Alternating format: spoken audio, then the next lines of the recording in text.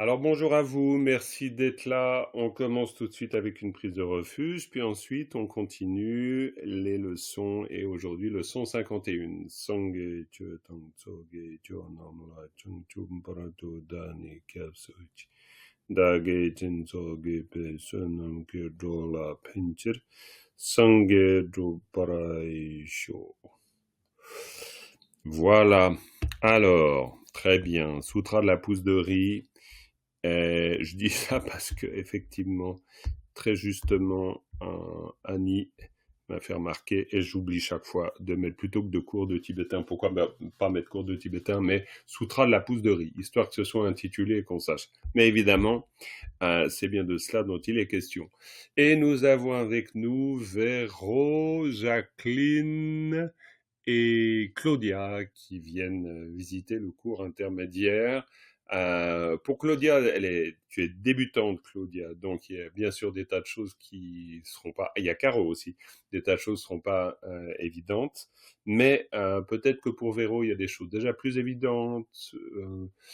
Non, bon, on verra. Bah bref, je pense que c'est de toute façon très bien pour Jacqueline aussi. Bref, c'est très bien d'être là un peu, de se mettre le pied à l'étrier, même si il y a des choses qui nous échappent et c'est bien normal.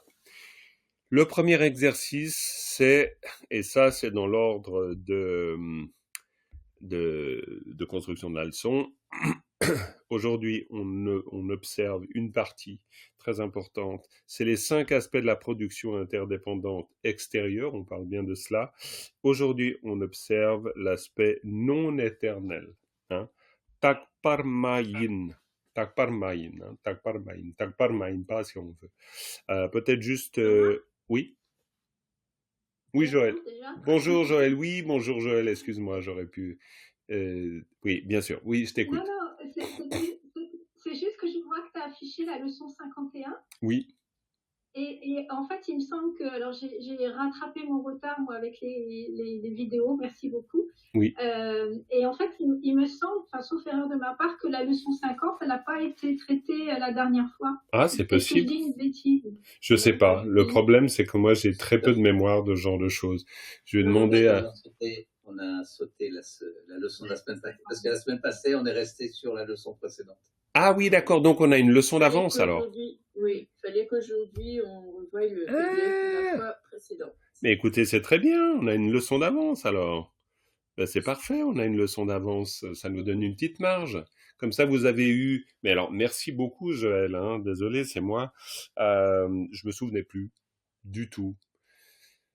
Et puis, Dominique, tu me l'as pas rappelé. Non, mais ça, c'est n'importe quoi. En même temps, tu me l'as pas demandé. Ouais. C'est marqué là. elle se défend bien. Non, mais c'est très bien. De toute façon, c'est plutôt de l'ordre du gag. Ok, eh ben c'est parfait. Donc, on va étudier l'extrait de la leçon précédente. De toute façon, pour nous, c'est du bac à sable. Hein. Bac à sable dans le sens, on s'entraîne dans ce contexte, mais c'est très bien d'y aller partie par partie. C'est parfait. C'est parfait. Est-ce que vous avez pu jeter un coup d'œil sur les...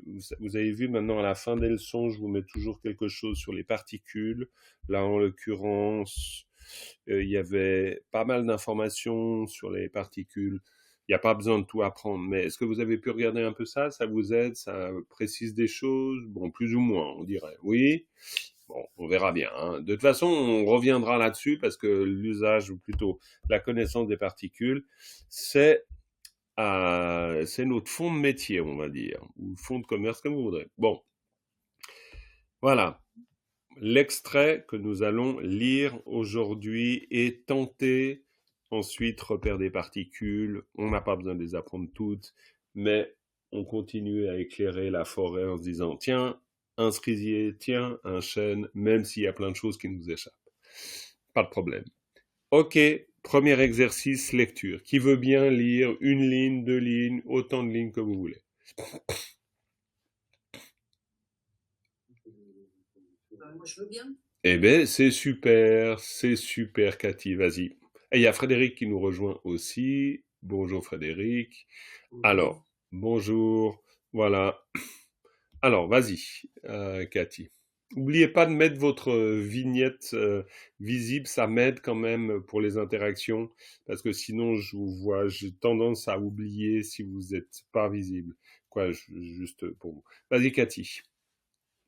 Ela, Chirulki, Tenshindrel Parjumwa, Nampa, Lord Hop, hop, hop. Nampangar. Nampang.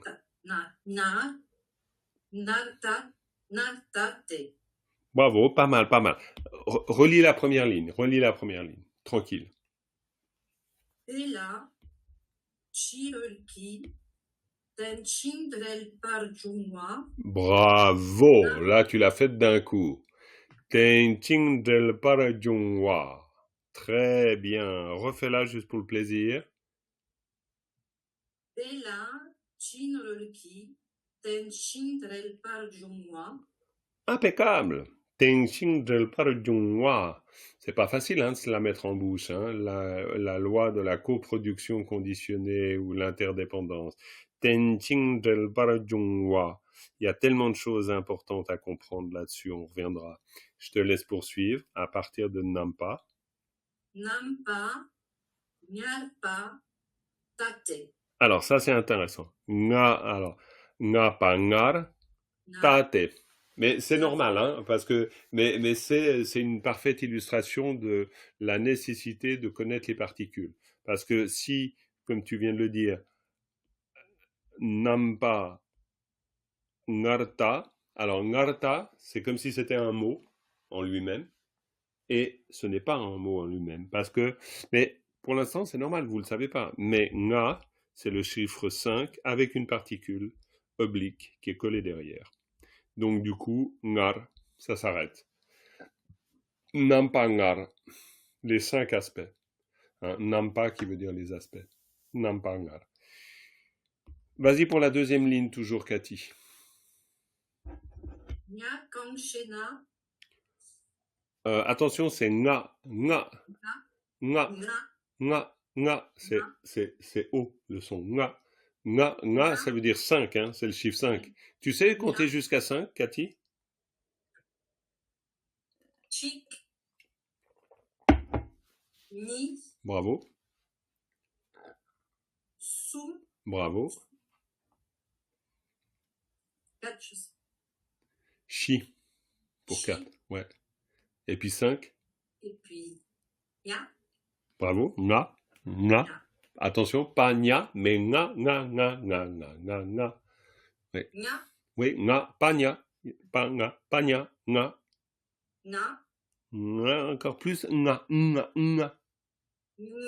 Ouais, nga. Nya Kangshena. Ouais. Nga kangshena, ouais.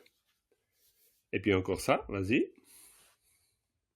Takpar, machine, patent. Hop. Takpar, Mayin. Ah yes, mayin. Mayin. Mayin patang. Très bien, mayin pa. Ça veut dire quoi, mayin pa? Mayin pas, il n'y a pas. C'est ça? Presque. Mayin pa. Quelqu'un d'autre dirait? C'est quoi? Parce que yin, c'est l'auxiliaire. Non, mais c'était pas loin du tout. Yin, c'est l'auxiliaire. Peut-être. Comment? Ne suis pas. Bravo. Et ne suis pas, comment tu pourrais le traduire? Tout simplement. Ne suis pas. N'est pas. Quelque chose qui n'est pas. Takpar maimpa. Il est pas permanent. Takpar maimpa. C'est pas permanent. Takpar. Claire, tu n'as pas bondi? Tu aurais dû bondir. Oui, tu n'as pas voulu bondir. D'accord. Maimpa n'est pas. D'accord, n'est pas. Coucou Géraldine. Ah, mais c'est tellement mieux de te voir. Comme ça, je sais que tu es là. Sinon, j'oublie les vignettes où je vois rien du tout. Donc, Mayinpa. Donc, Takpar Mayinpa. Et après, on va retrouver. C'est l'intérêt des sutras. On retrouve toujours. Là, on a Mayinpa. Donc, normalement, au bout des 5, vous avez compris. C'est-à-dire, vous savez que ce n'est pas. Ma yin pa, très important. Yin pour dire, par exemple, Cathy, vu que c'est toi qui es en train de lire le passage, tu dis que tu es Cathy. Comment tu dis ça? Je suis Cathy.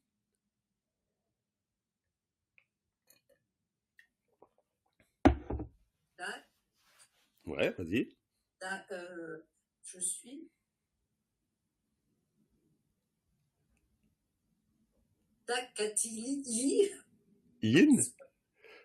Non, Très c'est bien, ça. oui, c'est aussi simple que ça. Après, dans la langue parlée, on dira nga, mais c'est aussi simple que ça. Parce que c'est pour ça que je me permets de poser cette question, parce que en fait, c'est pour que petit à petit vous compreniez la logique dans cette histoire. La logique, elle est toute bête. C'est du genre nga, c'est X quoi, hein, c'est X. Et puis ensuite, on dit kati, quoi, voilà. Donc nga, kati, yin, hein, tout simplement. C'est très simple, hein. En fait, c'est très simple dans le sens où, alors c'est pas très simple pour nous, mais c'est très simple du point de vue de la construction en tibétain. C'est-à-dire, on s'embarrasse pas de 15 milliards de choses, ni de conjugaison, ni rien. Vous dites juste je, ma, vous dites Cathy parce que c'est Cathy en l'occurrence, puis après vous dites yin pour dire, ben voilà, je suis Cathy, quoi. Na, Cathy, yin. Et le pas, Jean-Marc? Pardon? Alors ici, le pas, qu'est-ce que veut dire le pas? C'est vous qui allez me le dire. La négation. Alors précisément, que veut dire le pas? C'est un nominalisateur. Bravo, nominalisateur. Donc j'ai entendu, Fabien, que tu disais le ma est une négation. Là-dessus, c'est juste. Donc, nominalisateur. Géraldine, tu nous dis pourquoi? Comment ça fonctionne la nominalisation ici? Ça permet à un verbe de devenir un nom. Exactement. Donc maimpa, on pourrait dire, c'est l'état de ne pas être. D'accord? Donc c'est parfait. Maimpa, c'est ouais, il n'y a rien de mieux à dire que ça, c'est une nominalisation. Donc, yepa, ça voudrait dire que c'est l'état où quelque chose se trouve là, par exemple, et yinpa, c'est l'état où quelque chose est.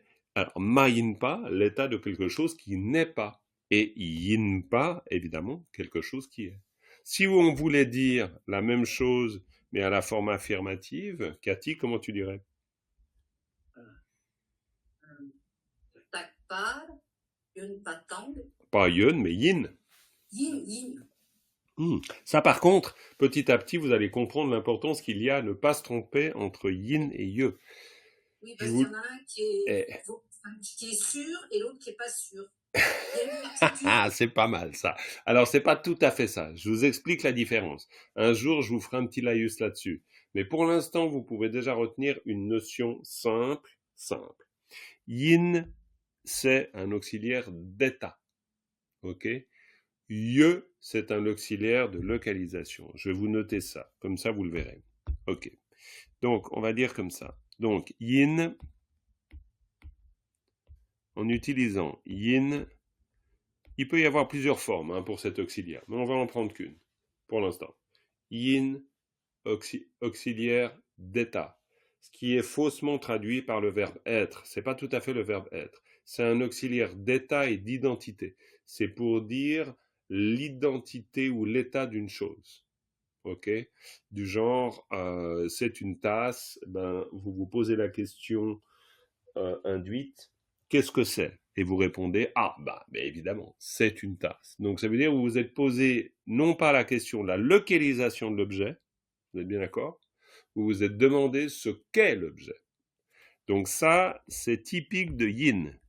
Yin, c'est vous vous demandez ce qu'est l'objet, son état. C'est pour ça que le verbe être et le verbe avoir, c'est pas du tout la même chose. En français et en tibétain. Je vais vous préciser ça après. Maintenant, je peux même le mettre là, voilà, hop, comme ça. Maintenant, ici, je vais vous mettre maintenant le verbe ye.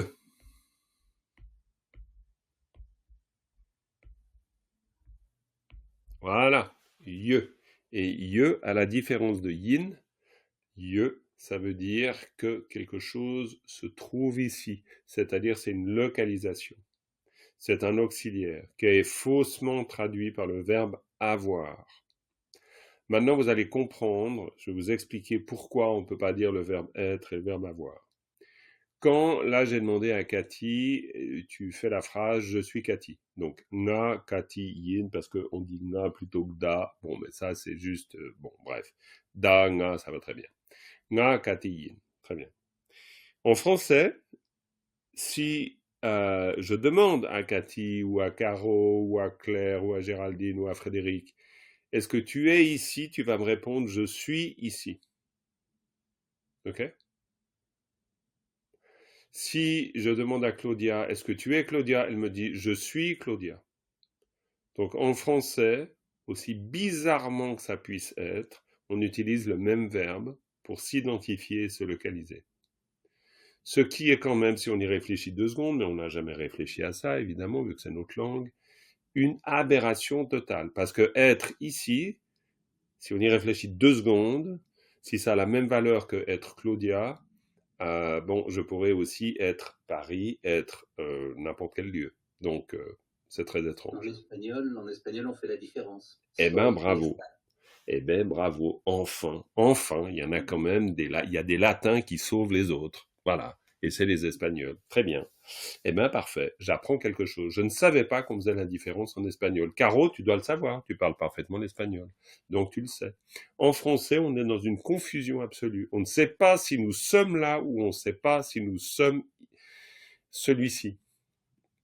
Donc, on fait la confusion entre localiser et identifier.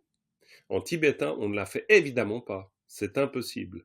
Donc, nous sommes Cathy ou Pema, mais si je veux dire que je suis ici, eh bien, j'utilise ye, la localisation. Et j'utilise yin pour l'état. Donc, c'est pour ça qu'on ne peut pas tout à fait dire que c'est l'équivalent du verbe être et du verbe avoir. En plus, ce sont des auxiliaires. Donc, ce sont des auxiliaires et non pas des conjugaisons, ce qui fait qu'on peut très bien, pour l'un comme pour l'autre, on peut très bien utiliser une forme qu'on pourrait imaginer à la première personne du singulier, yin. Vu que je viens de poser la question à Cathy, comment est-ce qu'on dit « je suis Cathy », elle répond « nga Cathy yin », on est d'accord. Donc on pourrait dire « yin » s'utilise donc à la première personne du singulier. Et on apprendra évidemment que en tibétain, si on veut dire « il est », c'est tashi, par exemple, on dira kong tashi re. Donc effectivement une autre forme. Et dans notre tête, on pourrait se dire donc yin c'est pour la première personne et re c'est pour la deuxième personne et la troisième personne du singulier. Mais c'est faux. Pourquoi? C'est pas faux tout le temps. Mais ces auxiliaires, ce sont, comme leur nom l'indique, des auxiliaires, ils nous servent à d'autres choses encore. Ils nous servent à exprimer le degré de certitude. Alors, je vous demande pas de tout retenir parce que c'est un peu complexe. Mais oui, Claire, et c'est très intéressant le degré de certitude. Oui, c'est vrai, ça fait un truc de plus. Mais, c'est vrai, c'est compliqué. Mais, à part ça, c'est très intéressant. Pourquoi? Parce que ça veut dire que nous sommes dans une langue monosyllabique, oui, mais en plus égophorique, selon les linguistes. Que veut dire une langue égophorique? C'est une langue qui exprime ce que vous percevez vous-même de la situation. Donc ça veut dire que vous exprimez d'une part une localisation, mais d'autre part une certitude. Vous comprenez? Une certitude, parce qu'en général, quand je dis « je suis Jean-Marc », disons, je suis assez sûr de mon coup, quoi. D'accord? Si on me dit « non, non, toi, c'est Pierre », je dis « non, moi, c'est Jean-Marc ». Donc, je peux dire avec certitude que je suis Jean-Marc. Donc, ça veut dire que yin, tout comme ye, exprime une connaissance certaine. Donc, si je veux dire que c'est Chenrezig, là, en face de moi, hein, parce que je le visualise, je peux en tibétain utiliser yin pour la troisième personne, à partir du moment où j'en suis absolument certain. D'accord? Donc, ce n'est pas une conjugaison. Une conjugaison, c'est un accord entre les personnes et le temps. Première personne du singulier, deuxième personne du singulier au passé, etc. C'est une conjugaison. C'est-à-dire, c'est une altération du verbe en fonction de la personne, en fonction du genre et en fonction du temps. En tibétain, aucunement. Vous utilisez un verbe pour situer une action, éventuellement dans le temps, il peut y avoir, pas systématiquement, du tout, il peut y avoir une forme différente pour le passé, pour le présent, pour le futur, ainsi que pour l'impératif, si c'est des verbes volitifs, c'est vrai. Mais surtout, ça c'est une dimension, mais surtout, et d'autant plus quand on utilise les auxiliaires, vous allez jouer sur le degré de certitude ou sur la connaissance générale, par exemple. C'est ce qui fait que, si je prends l'exemple de ye, qui donc localise, si je dis il y a de l'eau, j'ai 3 possibilités de le dire. Chu ye, chu du, chu yore. Parce qu'il y a 3 formes au verbe ye. Ye, du, yore. Je peux vous les écrire, je vais vous les écrire. Ça fait ye. Tu avais fait un petit tableau, Rémi, Oui, j'avais fait. le premier cours, mais pas juste sur le lieu. Je pourrais compléter aussi avec Mais le oui, bien sûr, il y aura tout Ouais. ça. Oui, je vais faire ça. Yore. Voilà. Là, vous avez vos 3 formes. OK? Vous avez vos 3 formes. Ye, du, yore. La distinction, mais t'as raison, Dominique, c'est vrai, il faudrait que je les fasse, ces petits tableaux. Pour l'instant, c'est pour ça, je vous ai pas bassiné avec tout ça, parce que d'abord, il fallait apprendre à lire, parce qu'ensuite, il fallait un peu prendre contact avec les particules, et puis maintenant, petit à petit, on peut rentrer dans le détail de la langue. Et là, on rentre dans une tibétanerie pure sucre, ou pure yak de beurre, ou beurre de yak plutôt. Non, bref. On est vraiment dans quelque chose de très, très tibétain. Pourquoi très tibétain? Parce que ça, c'est difficile de le trouver dans une autre langue. Ça existe, semble-t-il, mais c'est pas commun. Alors, degré de certitude. Je reprends mon exemple de il y a de l'eau. Si vous dites chouye, ça marche. Si vous dites choudou, ça marche aussi. Et si vous dites chouyore, ça marche toujours. Simplement, votre interlocuteur, parce qu'en général, vous parlez pas tout seul, bon, ça peut vous arriver, c'est pas grave. Dans les pires cas, ça se soigne. Mais normalement, quand on parle pour l'autre. C'est-à-dire, on parle pour signifier quelque chose, ça semble évident, mais une langue égophorique suppose que vous allez signifier à l'autre, vous allez lui donner une information qui vous concerne vous. Donc, quand vous dites chouye, ça veut dire que c'est vous qui avez mis de l'eau dans la cuisine, et quand on vous demande s'il y a de l'eau dans la cuisine, vous dites chouye, parce que vous le savez en certitude. Parce que votre degré d'implication est au max. Donc, vous dites chouye. Si maintenant on vous demande s'il y a de l'eau à la cuisine, et que vous avez constaté qu'il y a de l'eau à la cuisine parce qu'il y a un lavabo, vous dites choudu, parce que c'est une connaissance certaine. Et si on vous demande est-ce qu'il y a de l'eau dans les cuisines en France, vous dites chouyore, parce que c'est une connaissance générale. Ok? Donc, vous allez varier votre niveau grâce à un auxiliaire, votre niveau de certitude ou d'implication dans la situation, c'est pas que de la certitude, c'est d'implication, en utilisant ces différentes formes d'auxiliaires. C'est-à-dire que do est un témoignage de première main, yore est une connaissance générale. Ça ne veut pas dire que do est plus certain que yore, mais c'est différent. Si vous vous posez la question, y a-t-il des yak au Tibet? On va vous dire, peu là, yak yore. Pourquoi? Parce que c'est une connaissance généralement admise. Tout le monde le sait. Donc ça, c'est la valeur de l'auxiliaire. Si vous dites, il y a des yaks parce que j'en ai vu, je les vois, ils sont juste derrière l'arbre, yak do. D'accord? Après, à l'usage, c'est des fois très subtil, parce que tu peux entendre yore des fois dans des situations où tu attends d'où, des fois tu attends d'où et c'est yore qui arrive, donc c'est pas peut-être aussi carré que je viens de vous le dire, mais déjà c'est bien de savoir ça, parce que sinon on est un peu paumé, et là on est paumé parce que notre langue elle fonctionne pas du tout comme ça, donc on est obligé de se souvenir qu'on est toujours en train de préciser ce que l'on perçoit, ok? Et dans une visualisation, si vous voulez dire tienrezi-ye, eh ben vous pouvez dire tienrezi-ye. Pourquoi? Parce que vous l'avez vraiment visualisé et que vous le voyez vraiment.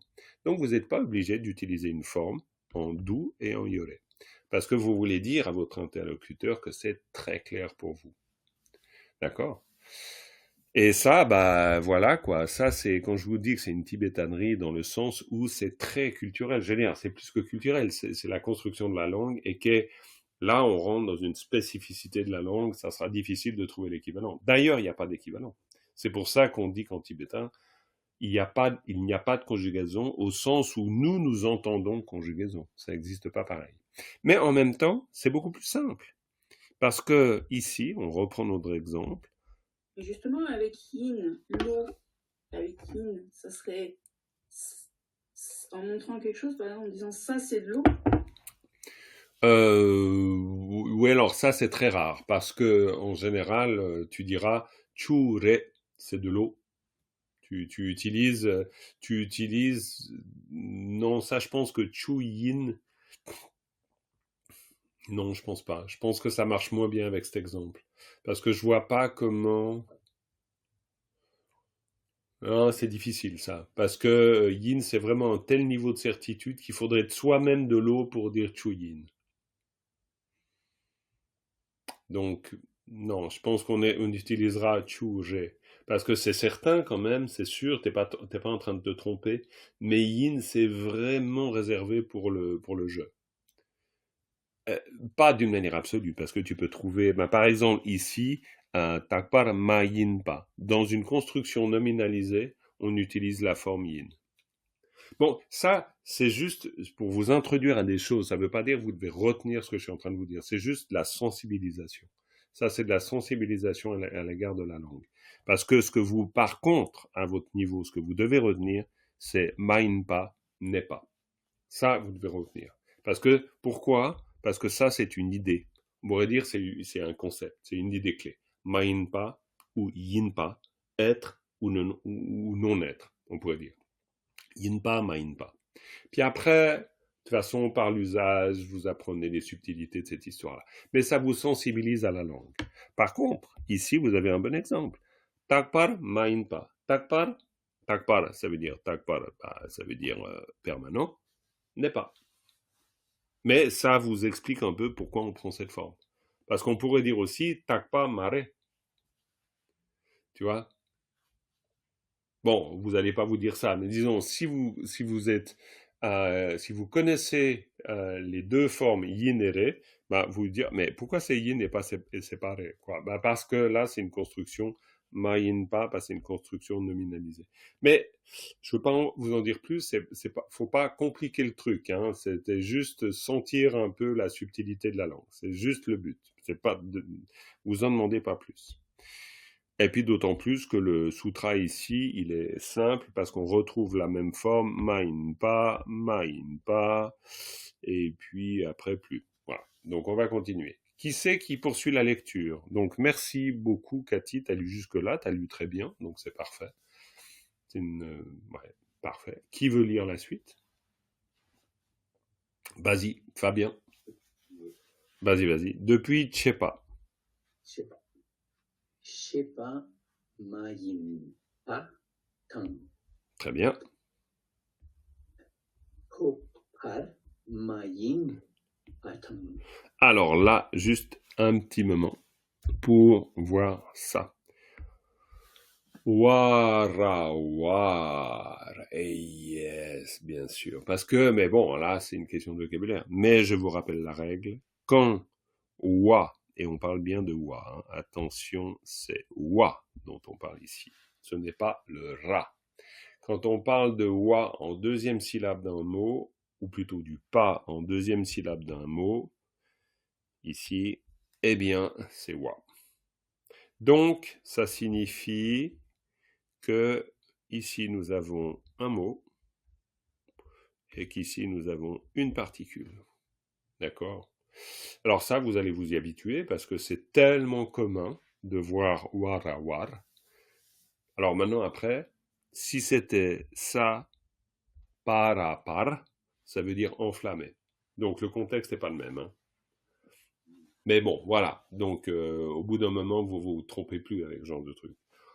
Power, je te laisse poursuivre. Donc on reprend, voilà, tac, vas-y. forward, ma yin pa tang.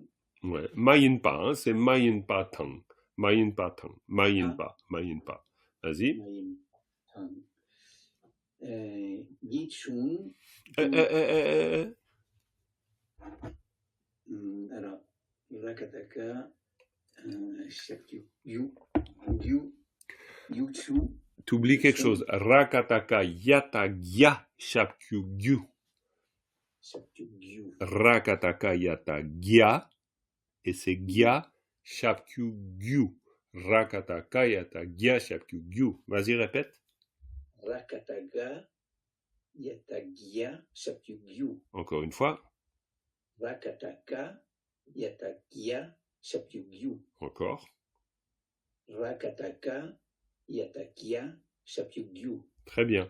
Quand tu apprends une syllabe qui est, t'as de la peine à l'attraper, elle fait languille, donc tu la répètes plusieurs fois. Hein. Rakataka yatagya shapkyugyu, rakataka yatagya shapkyugyu. Pour vraiment, tu la regardes en face, qu'elle te rentre dans la tête. Rakataka yatagya shapkyugyu, gyu, gyu. Oui, sur la leçon d'avant, je butais justement sur le qui, le gi. Ouais. Et il y a vraiment c'est écrit de la même manière. Bon, alors bien sûr, après, qui, bon, après, ça c'est, mais voilà, bon, par contre, gyu, bon, voilà, mais non, mais vous allez y arriver très bien. Donc, gyu, en plus, gyu, c'est la cause, hein.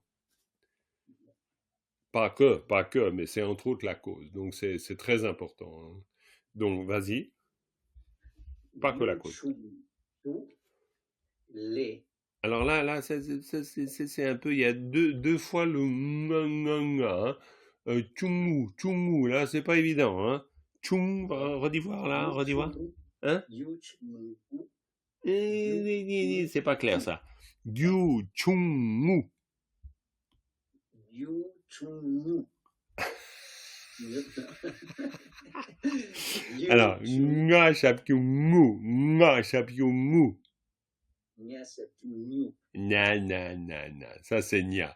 Nga shapkyu mu. Encore une fois. Non, pas ga. Na, pas nya. Nga. Non, pas nga. Nga. Tant que vous faites pas nga, vous n'y arriverez pas. Nga. Vas-y, c'était mieux. Vas-y. Ah, bravo. Voilà, faut le faire, simplement. Nga shapkyu mu. Donc, chungu.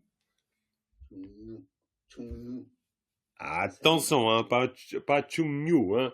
Chungu. Voilà. Gyu, chungu, les deux. Mon pauvre. C'est bon. Très bien. Gyu, chungu. Bravo. Et pou. Ouais. C'est caché. Donc, Hop. Je vois pas tout de suite, voilà. Attends, c'est moi qui je dois me... Ah non, je cache dans l'autre sens. Attends, ça va pas du tout. Là, c'est trop, ouais. C'est trop, là. C'est trop? Plus vers toi. Voilà. Non. Ouais, voilà. Donc, Shenpo, Ngon. Pareil. Alors là, c'est pad, par contre. Ouais, ngun par, attention, mao nga narongo na ngun. Mao nga narongo na ngun. Ngun pad. Bravo, ngun par. Par, c'est normal, hein, c'est un pas normal, hein. Ngun par.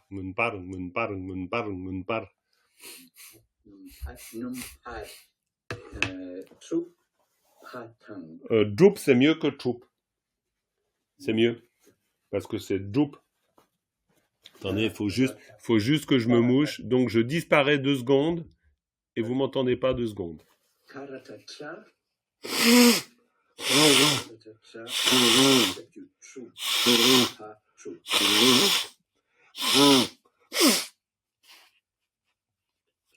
Alors,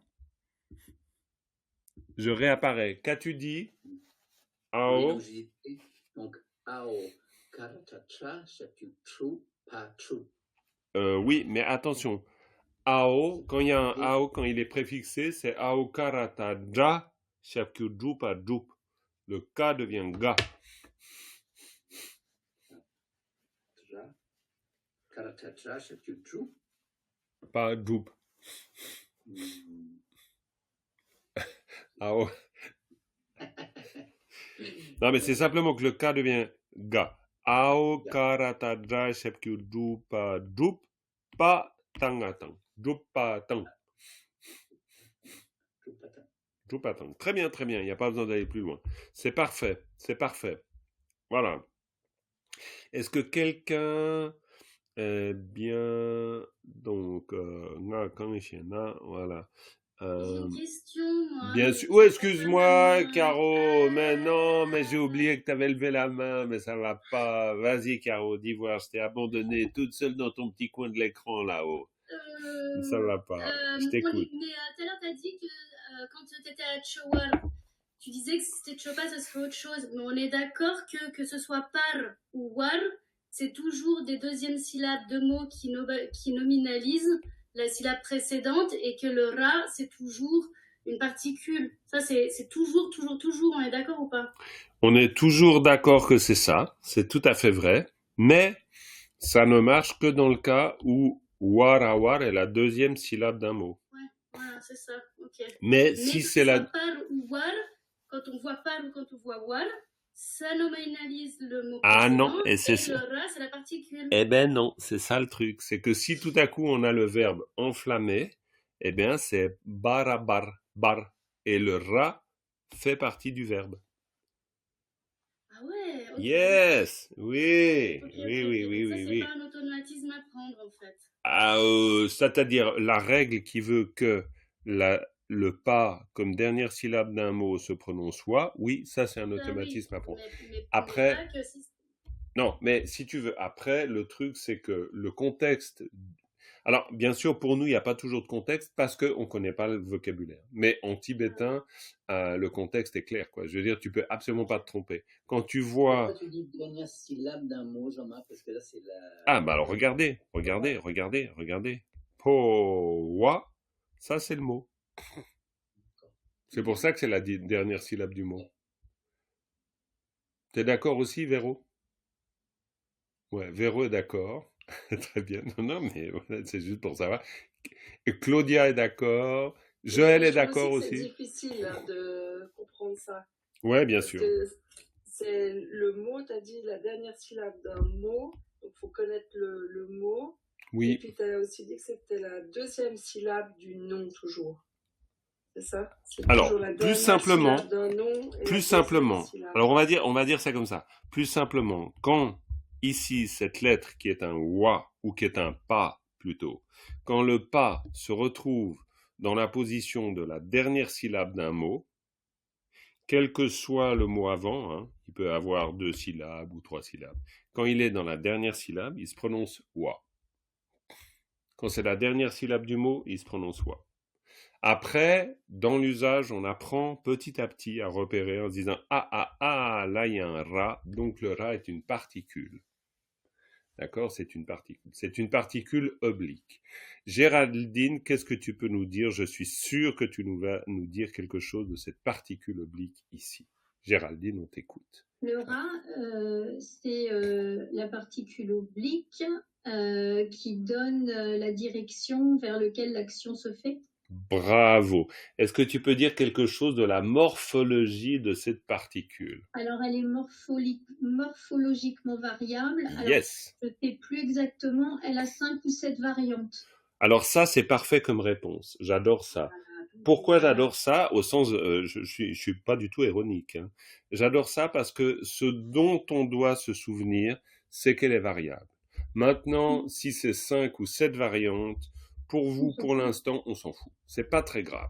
Le jour où vous les connaissez par cœur, c'est très bien, mais pour l'instant, déjà, si vous savez qu'elle est variable, ça, c'est très, très important. Alors, il y a le tout, ouais. Ra, la. Bravo.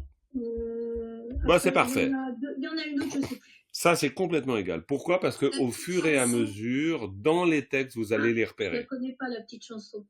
Non. Vas-y, Cathy. C'est la petite chanson que tu nous, oui. Tu nous dis assez souvent. Oui, on t'écoute. Tu, la, na. Suraru tu nalatu. Suraru tu nalatu. Ah bah très bien, merci. Suraru tu nalatu. Merci, ça va m'aider. Et bien sûr, On visualise Jean-Marc.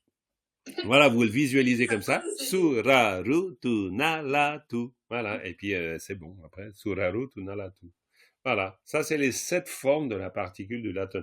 Non, mais le réflexe est parfait. Pourquoi? Parce que 1, repérer que c'est une particule, ça c'est déjà très bien. 2, connaître sa fonction essentielle, ou sa fonction de base, si vous préférez. C'est-à-dire qu'elle indique que la suite va se rapporter à ce qui précède, en gros. Ça, c'est sa fonction de base, et c'est très important. Et ensuite, 3, savoir qu'elle est variable, en termes de forme. Elle est morphologiquement variable. Maintenant, après, au fur et à mesure de l'étude, vous allez repérer les différentes formes, vous les connaîtrez, vous vous souviendrez de la petite chanson. Et Donc, Jean-Marc, bon, juste pas grave. en dessous, là, Oui. il y a gun par, donc. Ouais, très bien, on va prendre ça. Gun, mais ça fait pas partie du mot le pas, c'est bon.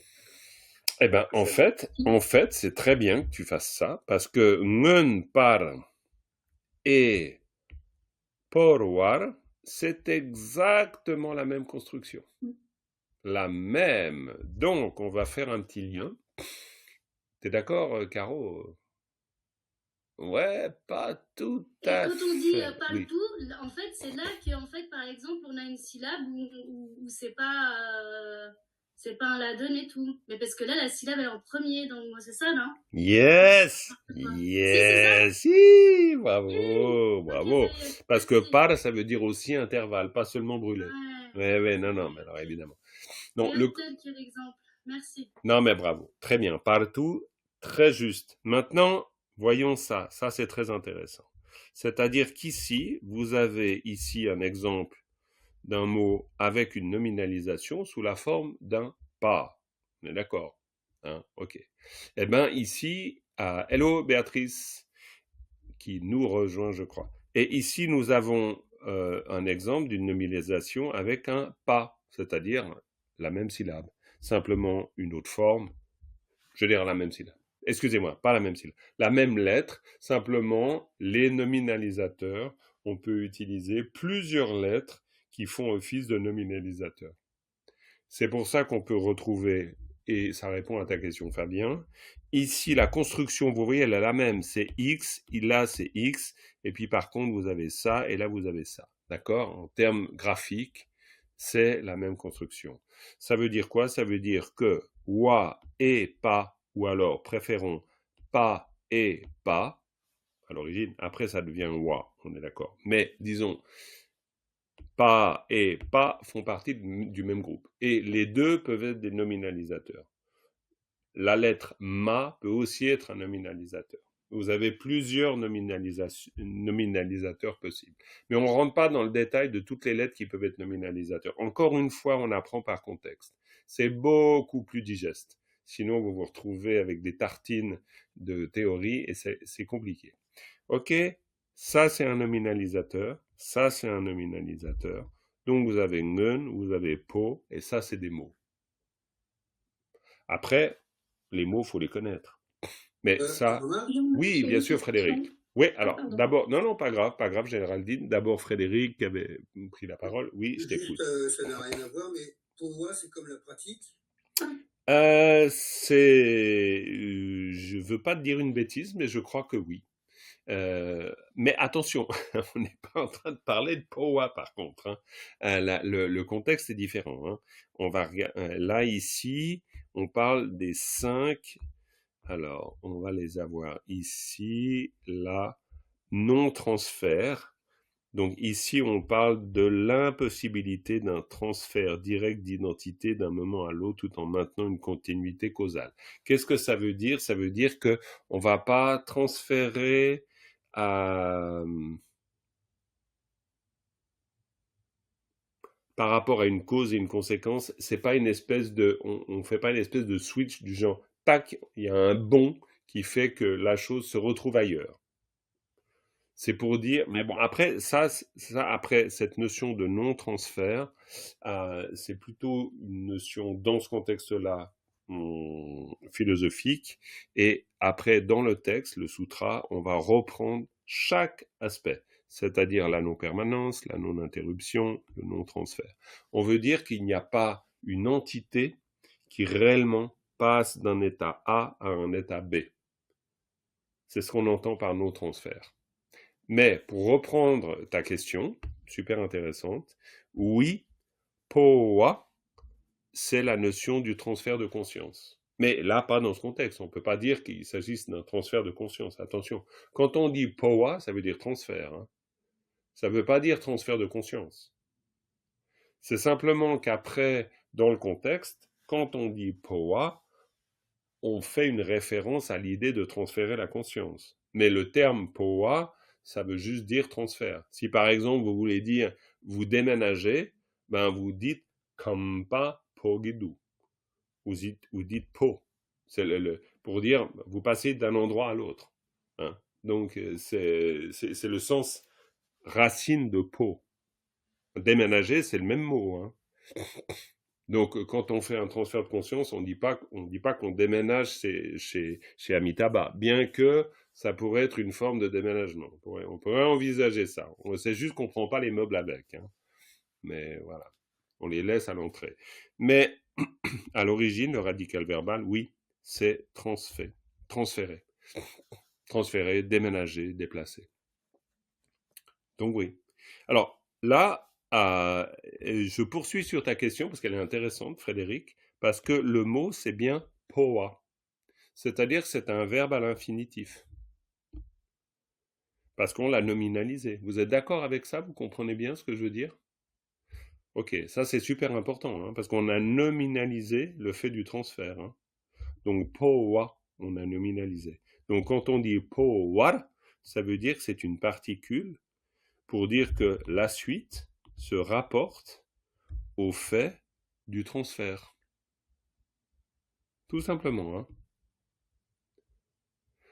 Bon, la particule, là, on va continuer à l'étudier, hein, le datif, locatif ou l'oblique, on va continuer. Ce genre d'études plus précises sur la particule, on le fait dans le groupe débutant, mais ça n'empêche pas du tout de revenir dessus. Hein. Pour le groupe débutant, il y a 2-3 personnes qui sont dans le groupe débutant. Donc Claudia, par exemple, ça c'est vraiment, on a dit qu'on allait la voir, la particule oblique, on va la voir. Parce que c'est une particule super importante. Elle nous donne le lieu d'incidence. C'est-à-dire qu'elle nous dit que, bon, bah, par exemple, ici, en plus, elle est plutôt dans une fonction, parce que cette particule, elle est particulière. Cette particule, elle a la capacité aussi de créer ce qu'on pourrait appeler quelque chose d'adverbial. Hein. Par exemple, quand on dit ici takpar, on pourrait comprendre comme continuellement. Hein, quelque chose qui est continu. Donc le ra a cette particularité-là, c'est-à-dire d'indiquer quelque chose d'adverbial. Avant, Caro, tu posais la question sur partout, d'accord? Partout. Alors ça, c'est un peu plus complet. Non, c'est un mauvais exemple. Je ne vais pas reprendre cet exemple parce que ça dit autre chose. Ça, c'est partout, c'est une vraie localisation, c'est-à-dire c'est vraiment un lieu d'incidence. Pourquoi? Parce qu'on dit jusque là, jusqu'ici, partout. Cathy, tu as levé la main. Je t'écoute. Quoi, nous t'écoutons. On peut considérer le là, ici, qui adverbialise, un peu comme le tout, où on avait vu que c'était aussi une particule qui pouvait adverbialiser. Absolument, c'est tout à fait ça. C'est tout à fait ça. Et plus dans le cas du tout d'ailleurs que ici. Dans le cas du tout, c'est très frappant. Ici, c'est une construction assez particulière. Pourquoi? Parce que c'est un peu comme si on disait, vraiment très littéralement, que il n'y a pas, on pourrait dire, il n'y a pas d'état à cela. Hein, dans le sens où le mainpa, Ça, bien sûr qu'en français, on va dire, par exemple, ici, c'est plus facile, ce n'est pas permanent. Mais on pourrait dire qu'il n'y a pas d'état d'être à la permanence. Si on vraiment voulait traduire littéralement le ra, on voit que c'est aussi un peu ce sens-là qu'on donne. C'est-à-dire, on ne peut pas associer à l'idée de takpa, c'est-à-dire la permanence, on ne peut pas associer la notion de existence. Il n'y a pas d'existence au fait de ce qui est continu. Il n'y a pas d'existence au fait de ce qui éventuellement transfère. D'accord? Dans le sens où le ra, c'est un peu comme si on disait cet état de non-existant ne se rapporte pas au transfert. Cet état de non-existant ne se rapporte pas à ce qui est continu, etc. Hein. Le ra comme ne se rapporte pas à. C'est pour ça que, bon, il y a des cas où c'est clairement la particule, elle indique quelque chose d'adverbal. Ici, elle peut aussi être comprendre dans le sens de ne se rapporte pas à. Bon, mais bon, ça c'est un peu du détail. Hein. Par contre, pour nous, là, ça peut être un peu éventuellement confus, disons, ça crée un peu de confusion. Pour nous, ce qui est important à notre stade, c'est de repérer le ra comme particule. Après, comprendre la finesse de l'analyse et le rôle du ra, parfois, moi comme vous, je peux aussi un peu patiner là-dessus. Par contre, savoir que c'est une particule, ça c'est super important, parce que sinon, j'arrive pas à savoir que ici c'est un mot et que ça c'est une particule. Et ça, ce serait dommage, parce que ça voudrait dire que j'associe la particule au mot. Et ça, c'est une erreur. Donc, faut que je réussisse, et rappelez-vous que notre objectif premier, c'est voir les particules. C'est voir les particules dans le texte, hein. Si par exemple, on prend ce début, ici, voilà, Frédéric par exemple, et aussi Béatrice, que j'ai pas, bonjour Béatrice, qui nous a rejoint plus tard, je vais vous faire un peu travailler. Frédéric, dis-moi là, ce qui t'apparaît comme étant une particule. Là, Ouais, dans ce segment que je souligne là. la deuxième syllabe, là. Ici, très bien, en voilà une. Est-ce qu'il y en a une autre? J'ai envie de dire drôle, mais c'est peut-être pas. Non. Non, il y a qui? Bravo, très bien. Tout au bout, pas. Là, tu vois, avant d'aller plus loin, Frédéric, il y a un truc intéressant. Tu as fait le bon réflexe, hein. Tu t'es dit, est-ce que là, il y a quelque chose? Tu t'es dit non. Par contre, il y a le qui. Alors, ça, c'est intéressant, parce que là, si tu as une particule clairement identifiable, et là, une particule clairement identifiable, franchement, tu peux te dire qu'à quasi 100%, ça peut pas être une particule. Parce que la particule, elle va soit se placer avant le mot, soit après le mot. Mais tu vois, il va pas y avoir une particule là et encore une particule ici. Ça, c'est rarissime dans la construction. Rarissime. Ça peut arriver des fois qu'il y ait une particule l'une à côté de l'autre. Ça peut arriver dans surtout les constructions versifiées. Mais là, franchement, donc là, tu peux être sûr. Dans notre travail de repère, j'entends. Travail de repère, là, tac. Donc ça veut dire que ça, t'as pas le choix. Ce qui n'est pas des particules sont des mots. Et les mots, encore une fois, c'est un problème de vocabulaire. Est-ce que tu vois une autre particule dans cette partie? Je dirais pas, là. Très bien, bravo. Bravo. Et puis après, vous le découvrirez, mais Ching peut être considéré comme une particule. Mais on verra. D'ailleurs, on va s'arrêter un petit peu là-dessus. Parce que là, il y a aussi une particule. Hein. Vous êtes d'accord, un nominalisateur, hein? Vous êtes d'accord qu'il a une tête de nominalisateur, hein? Eh ben oui, et Claudia, même pour toi qui est pas super, je veux dire, tu fréquentes pas des nominalisateurs depuis très longtemps, t'es d'accord qu'il a une tête de nominalisateur? Eh oui, comme quoi on finit par quand même s'habituer à pas mal de choses. Béatrice, est-ce que tu pourrais m'expliquer un peu ça, c'est-à-dire la coproduction conditionnée?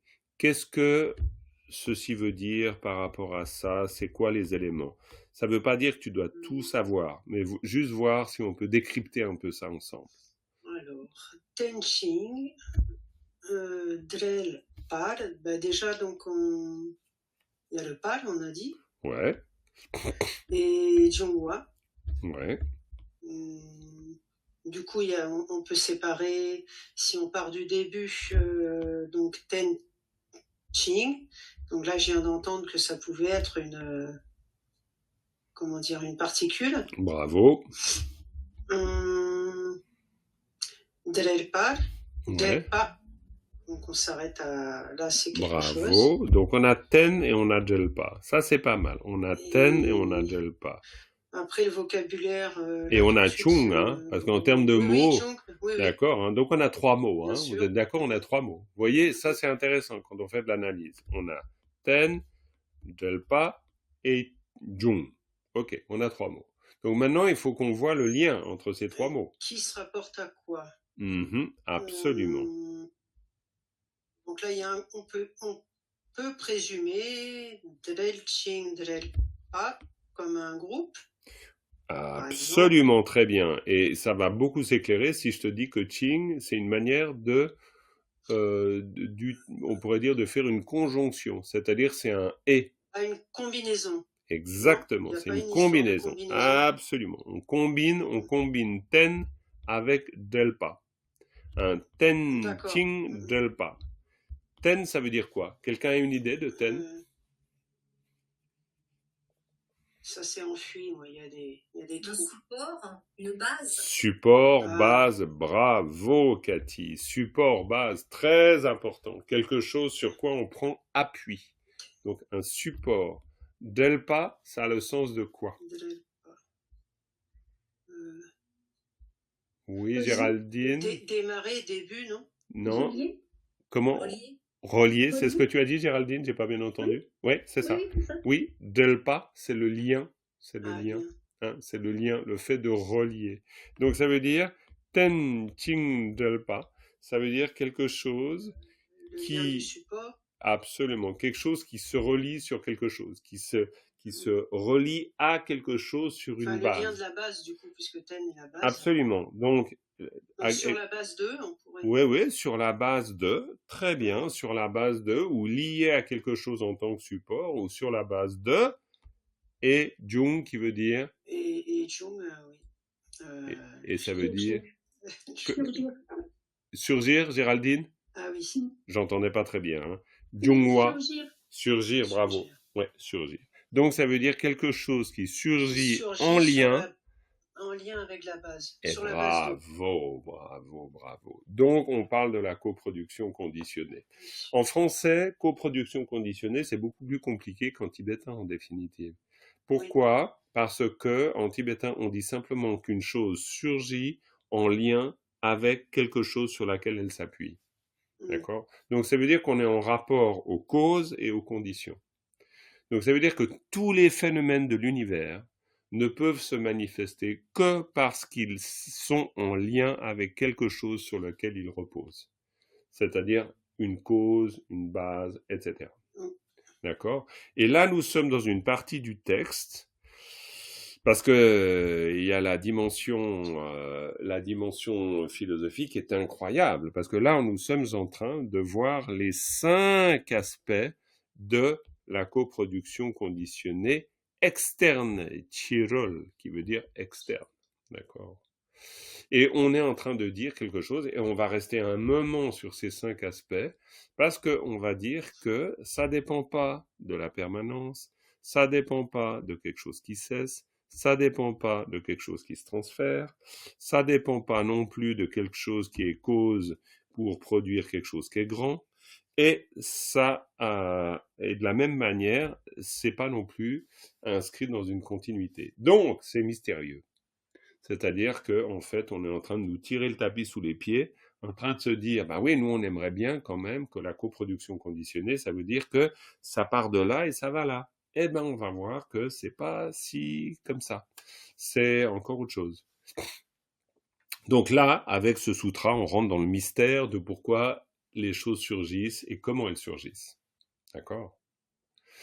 Donc, je t'en prie. Pardon. Ce que j'avais trouvé intéressant la première fois où on avait décortiqué Ten Ching, Delpa, Junghwa, c'est que tu nous avais indiqué que chung était un verbe Oui. involontaire. Absolument. Voilà. Et cette notion, pour nous francophones, c'est très important.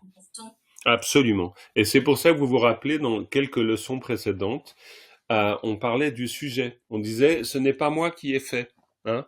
C'est par exemple l'eau, la terre, le feu ne se disent pas, j'ai fait la pousse.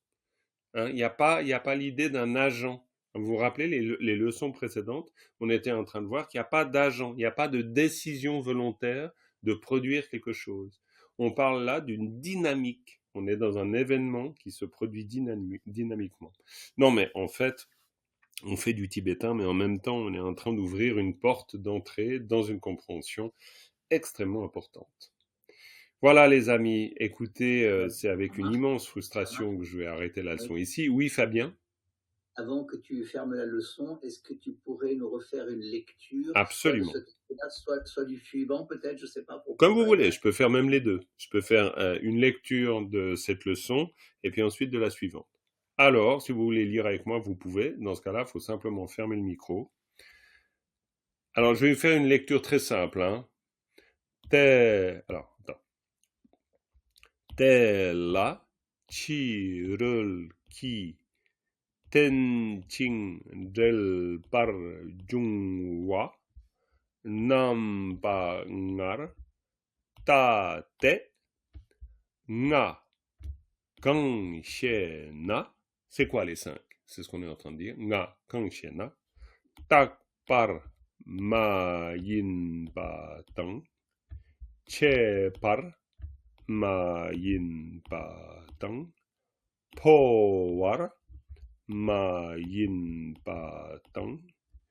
Ngyu chung mu le debu chen po ngun par dru pa tang. Là, on retravaillera ce passage, il est un peu ardu, mais pas tant, je veux dire, c'est comme le reste. Mais disons, il y a beaucoup d'éléments. Te tang ja wei gu tour. Ça, voilà, ça c'est pour cette leçon. Et pour celle d'aujourd'hui, pareil. Donc là, on est dans takpar main pa. Hein, takpar main, c'est-à-dire le caractère non éternel, ou plutôt non permanent. Pas éternel, permanent, c'est un peu bon. Voilà. Alors je vous fais pareil la lecture de cet aspect, de cet extrait. Chitar takpar main shena. Ça veut dire, oui, mais maintenant, ça veut dire quoi cette histoire de takpar main, c'est-à-dire de non permanent? Hein? Shena, c'est chaque fois une manière dans un sutra de dire, et ça veut dire quoi?